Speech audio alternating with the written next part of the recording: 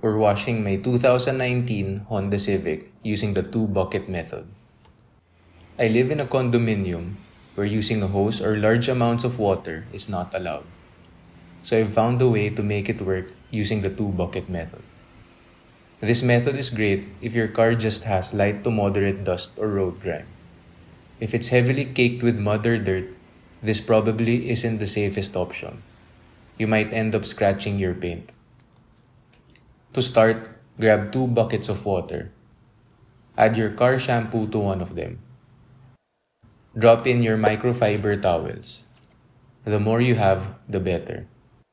The second bucket is just plain water. We'll use this to rinse off the dirt from the towels as we go. Swish the towels in the soapy bucket to build up bubbles. Wring the towels over the car to coat it with the soapy solution. This helps loosen dirt and debris, so when we do the actual cleaning, we minimize the risk of scratching the paint. I've been considering getting a foam sprayer with a pump to make this part even easier. If you've got a good one, drop it in the comments.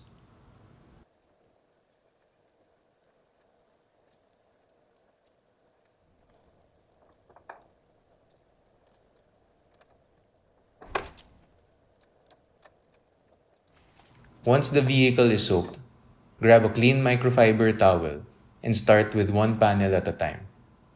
Flip the towel often so you're not using the dirty side.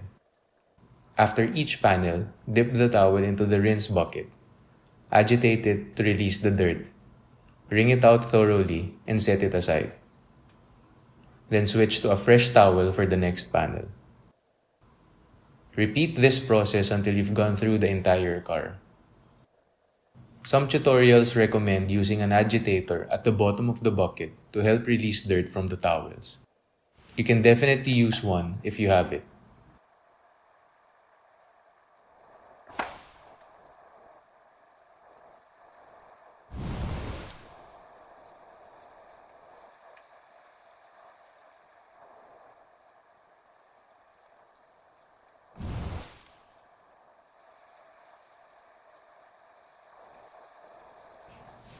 Once you're done, fill a fresh bucket of clean water.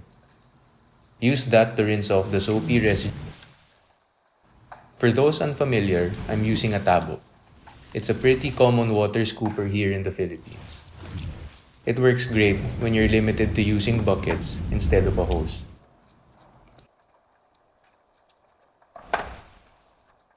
Now that everything's rinsed, use a chamois or chamois to dry off the car.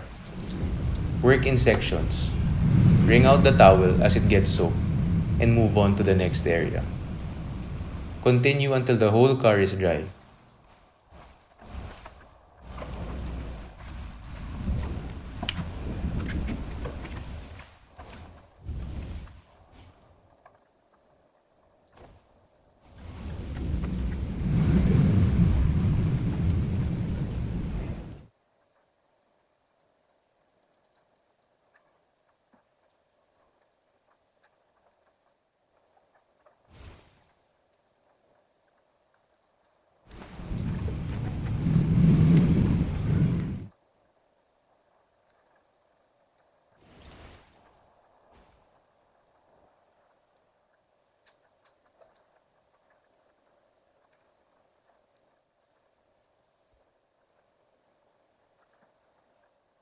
Open the doors and the trunk and wipe down the outer panel edges. That includes the door jambs, trunk edges, and any spots where the water tends to collect. These areas often get overlooked but can hold moisture and dirt, so it's good to keep them clean and dry to avoid buildup or corrosion.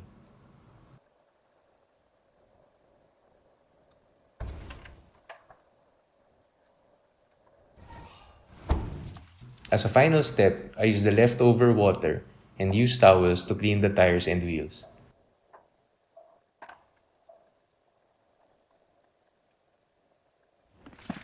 I give them a quick rinse with the last bit of water.